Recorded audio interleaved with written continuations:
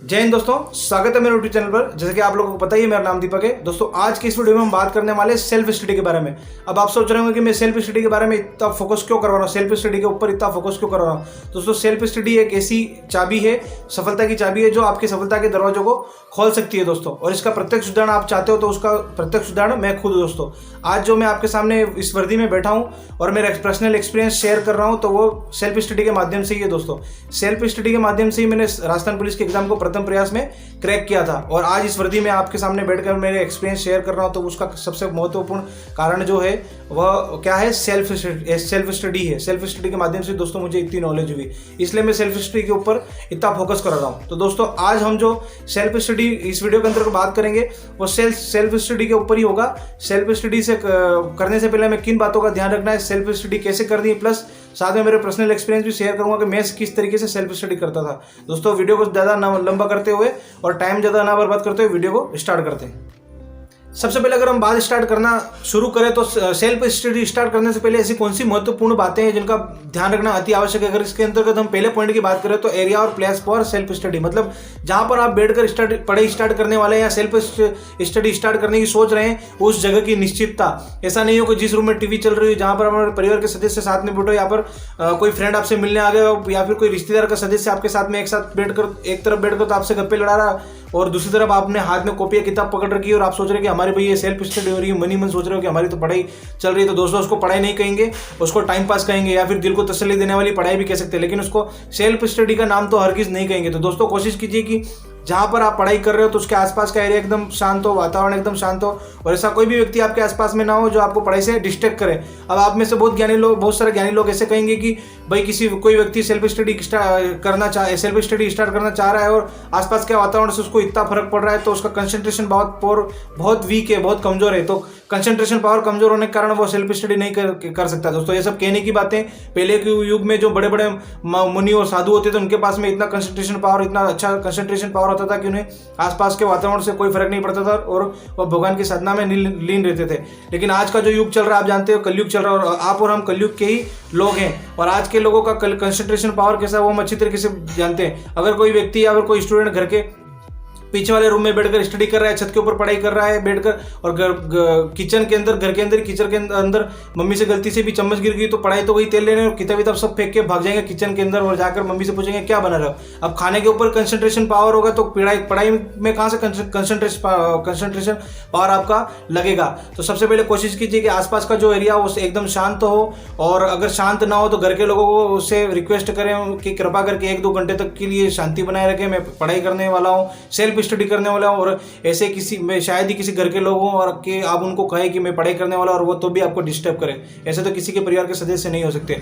दूसरी बात दोस्तों, अगर आपका पर्सनली बेडरूम हो तो सबसे बड़ी बहुत अच्छी बात है, तब तो बल्ले बल्ले। अगर नहीं हो तो अपने घर की छत तो होती है, हर किसी के घर के ऊपर छत होती है, लेकिन अपने घर के छत के ऊपर ही जाकर बैठकर आप पढ़ाई कर सकते हो। ऊपर जाइए, आराम से जाकर स्टडी कीजिए। दोस्तों, आप दो ही रास्ते चुन सकते हो दोस्तों। एक तो परिस्थिति को अपने अनुसार ढालने की कोशिश कीजिए, और अगर परिस्थिति अपने अनुसार नहीं डलती है तो खुद परिस्थिति के अनुसार ढल जाइए। परिस्थिति के अनुसार कब ढलोगे?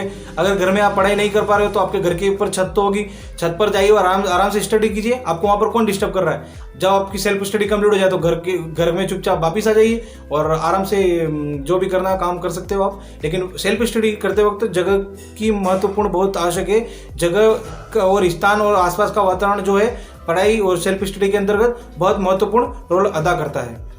दूसरे पॉइंट में हम बात करेंगे सिटिंग टाइमिंग की। दोस्तों, सिटिंग टाइमिंग जो होती है वो सेल्फ स्टडी के अंदर बहुत महत्वपूर्ण रोल अदा करती है। जिसकी जितनी अच्छी सिटिंग टाइमिंग होगी वह उतनी अच्छी सेल्फ स्टडी कर सकता है। और सिटिंग टाइमिंग कब अच्छी होगी? जब आप बेड के ऊपर ना पढ़ोगे और सिर्फ कुर्सी के ऊपर बैठकर आप पढ़ाई स्टार्ट करोगे। बेड के ऊपर बैठकर पढ़ाई करने की कोशिश करोगे या फिर उसके ऊपर लेट के पढ़ाई करने की कोशिश करोगे तो मात्र आधे घंटे के अंदर आपको नींद आ जाएगी। दोस्तों, मेरे पर्सनल एक्सपीरियंस से कह रहा हूँ, क्योंकि मैं भी जब बेड पे बैठता था तो मुझे आधे घंटे के अंदर नींद आ जाती थी। मैं क्या करता था, हमेशा कुर्सी के ऊपर बैठकर पढ़ता था, जिसके कारण मेरा जो सिटिंग टाइमिंग थी वो बहुत अच्छी इंप्रूव हुई थी और अभी भी मेरा सिटिंग टाइमिंग बहुत अच्छा है। तो आप सिटिंग टाइमिंग कैसे इंप्रूव कर सकते हो? हमेशा कुर्सी के ऊपर बैठ के ही आपको पढ़ना है। बेड के ऊपर बैठ के पढ़ने की कोशिश की तो आपको नींद आ जाएगी, और अगर आपको नींद आ गई तो फिर आपकी होगी सेल्फ स्टडी और आपका सिलेक्शन भी हो जाएगा। लेकिन वो किस में होगा? सिर्फ सपनों में होगा, रियल में नहीं होगा। तो क्या करना है? हमेशा कुर्सी के ऊपर बैठ कर ही पढ़ना है, जिससे आपका जो सिटिंग टाइमिंग है वो इंप्रूव होगा। तीसरे पॉइंट में अगर बात करेंगे तो फोन के बारे में बात करेंगे। कोशिश करेंगे जब भी आप सेल्फ स्टडी कर रहे हो तो अपने साथ में फोन ना रखें, क्योंकि दोस्तों आपको पता है आज के जो टाइम है उसमें हर किसी व्यक्ति के पास में फोन रहता ही है, और अगर फोन को सही से यूज किया तो सबसे अच्छा दोस्त तो वही है, और अगर उसे गलत तरीके से यूज में लिया तो सबसे बड़ा दुश्मन भी यही है। तो सबसे पहले कोशिश क्या करें कि जब भी सेल्फ स्टडी कर रहे हो तो फोन को हमेशा 1 से 2 घंटे अपने से दूर ही रखिए, क्योंकि बाई चांस आप फोन साथ में रखते हो और उसके अंदर मैसेज आते हैं तो आप उसे बार बार आपका जो कंसंट्रेशन पावर होगा वो फोन पे जाएगा, पढ़ाई स्टडी के ऊपर नहीं लगेगा। तो कोशिश करें कि फोन को हमेशा अपने से दूर रखें और अपना कंसंट्रेशन पावर जो है सेल्फ स्टडी में ही लगाएं। अब हम बात स्टार्ट करेंगे how do we self study. दोस्तों जब भी आप सेल्फ स्टडी स्टार्ट करने वाले हो तो कोशिश कीजिए कि अपनी स्टडी को पार्ट्स में डिवाइड कीजिए या फिर छोटे टॉपिक के रूप में अपनी पढ़ाई को कंप्लीट कीजिए। इससे क्या होगा, आप बोरियत फील नहीं करेंगे, आपको आलस नहीं आएगा, और छोटे छोटे पार्ट्स में कंप्लीट अगर आप करते हो तो आपके टॉपिक भी अच्छे से कंप्लीट होंगे। जब आपका टॉपिक कंप्लीट हो जाता है तो क्या कीजिए, एक रफ नोटबुक लीजिए, उसमें आपने जो भी टॉपिक पढ़ा है उससे रिलेटेड जितनी भी इंफॉर्मेशन बनती है उसे पॉइंटों के रूप में लिखना स्टार्ट कीजिए। फिर बाद में जब आपके पॉइंट कंप्लीट हो जाते हैं रफ नोटबुक में तो उस टॉपिक को उस पॉइंट्सों को लेकर आप क्या कीजिए, जहां से आपने स्टडी की उससे मिलान कीजिए और कोशिश कीजिए देखिए कि आपने कौन सा महत्वपूर्ण पॉइंट छोड़ दिया है, फिर से उस पॉइंट को याद कीजिए। इससे क्या होगा, आपका जो पॉइंट होगा वो अच्छी तरीके से दोस्तों याद हो जाएगा। फिर उसके बाद में क्या कीजिए, जब भी आपकी जैसे कोई भी टॉपिक कंप्लीट होता है उसमें क्या कीजिए दोस्तों, 5 से 10 मिनट का गैप लेना ही है। हम नॉर्मली कोई भी टॉपिक लेते हैं तो उसमें क्या है 25 से 30 मिनट में कोई भी टॉपिक कंप्लीट हो जाता है, उसके बाद में आप 5 से 10 मिनट का गैप ले सकते हो। दोस्तों ये मेरा पर्सनल एक्सपीरियंस ही शेयर कर रहा हूँ, मैं किस तरीके से स्टडी करता था। आप भी अगर इस तरीके से स्टडी करोगे तो आपको बहुत अच्छा फायदा होगा और ये कारगर साबित हुआ है मेरे लिए, तो आपके लिए भी साबित होगा दोस्तों। फिर मेरा 5 से 10 मिनट में क्या दोस्तों, जैसे गैप लेते हैं तो कई सारे स्टूडेंट क्या करते हैं कि उसमें पानी पेशाब करने चले जाते हैं या फिर थोड़ी देर इधर उधर घूम लेते हैं, टहल लेते हैं या फिर मोबाइल चलाते हैं। लेकिन दोस्तों उस 5 से 10 मिनट के बीच में भी मैं क्या करता था, मैंने पहले भी बताया था कि मेरे साथ में मेरे बड़े भैया भी सेल्फ स्टडी करते थे। तो हम दोनों क्या करते थे, दोनों भाई जब सेल्फ स्टडी एक साथ में बैठ के करते थे तो मैं उनसे पहले पूछ लिया था कि भाई मेरा ये टॉपिक कंप्लीट हो चुका है तो क्या मैं आपसे क्वेश्चन पूछ सकता हूँ, तो मुझे बोल देता हाँ भाई पूछ ले, जो भी है उनका मेरा भी तैयार हो जाएगा। तो मैंने जो भी टॉपिक पढ़ा उससे रिलेटेड जितने भी क्वेश्चन बनते थे वो सारे मैं उनसे पूछना स्टार्ट कर देता। इससे क्या होता था, मेरा जो टॉपिक है वो अच्छा से अच्छे कवर हो जाता था, और क्वेश्चन जब एक दूसरे को पूछते हैं तो क्या इससे हमारा भी ज्ञान बढ़ता है और सामने वाले का ज्ञान भी बढ़ता है। तो अगर उनका टॉपिक पढ़ा हुआ रहता तो वो क्वेश्चन के आंसर दे देते हैं, अगर नहीं पढ़ा हुआ रहता तो क्या करता, जब भी वो सेल्फ स्टडी करना स्टार्ट करते उस टॉपिक के बारे में तो 40% तो मैंने ही कवर करवा दिया, और 60% जब वो खुद पढ़ते तो उनसे वो कवर हो जाता था। उनका भी जो टॉपिक होता था वो क्या होता था 100% कंप्लीट हो जाता था। तो ये क्या ग्रुप स्टडी भी हम इसे कह सकते थे। तो आपके साथ में ग्रुप स्टडी करने वाला कोई नहीं तो आप क्या कीजिए, खुद अकेले भी पढ़ सकते हैं, उसमें कोई दिक्कत की बात नहीं है। बस मैं तो मेरा पर्सनल एक्सपीरियंस शेयर कर रहा हूँ, मैं इस तरीके से स्टडी करता था। तो सबसे मेन बात क्या है, हमेशा टॉपिक को पॉइंटों में पार्ट्स में पढ़िए, और जब भी गैपिंग लेते हो तो 5-10 मिनट की गैप भी ले सकते हो। ऐसा नहीं रेगुलरली पढ़ना है, इसमें रेगुलर पढ़ने की वाली कोई बात नहीं है। रेगुलर पढ़ सकते हो तो पढ़िए, नहीं है तो गैपिंग लेके भी आप पढ़ सकते हैं। और सबसे महत्वपूर्ण, जब पढ़ने के बाद में आप पॉइंटों के रूप में उसे लिखिए, फिर मिलान कीजिए और कौन सा पॉइंट छूट गया उसे फिर से याद कीजिए। इससे आपके टॉपिक बहुत अच्छी तरीके से तैयार हो जाएंगे।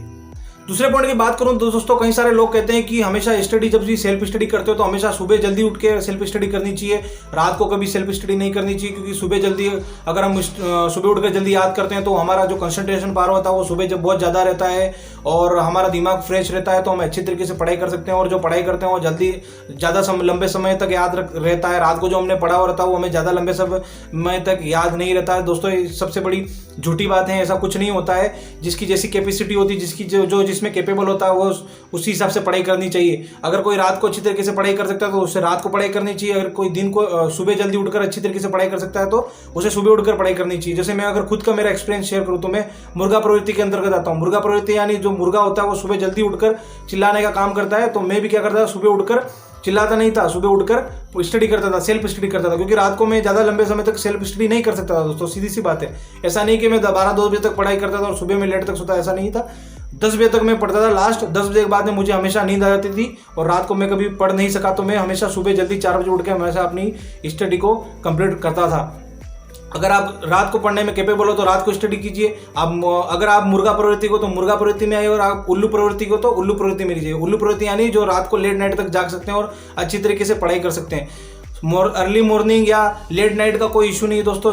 महत्वपूर्ण है सेल्फ स्टडी, अच्छे से हमारी सेल्फ स्टडी होनी चाहिए और सही ढंग से होनी चाहिए। तो दोस्तों आज की वीडियो में इतना ही। सेल्फ स्टडी से रिलेटेड जितनी भी इन्फॉर्मेशन बनती थी वो सब मैंने आप तक पहुंचा दी है। अब आपका काम बनता है इसे वीडियो को अच्छे से देखिए और सेल्फ स्टडी से रिलेटेड जितनी भी इन्फॉर्मेशन मैंने आपको दी वो सब आपको प्राप्त हो और जिससे आपको अच्छे से अच्छे फायदा और सेल्फ स्टडी जब आप करने बैठो इन सब बातों का ध्यान रखें और इन बातों को ध्यान में रखते हो अपनी सेल्फ स्टडी आप करते हो तो आप भी मेरी तरह प्रथम प्रयास में राजस्थान पुलिस में सेलेक्ट हो सकते हो।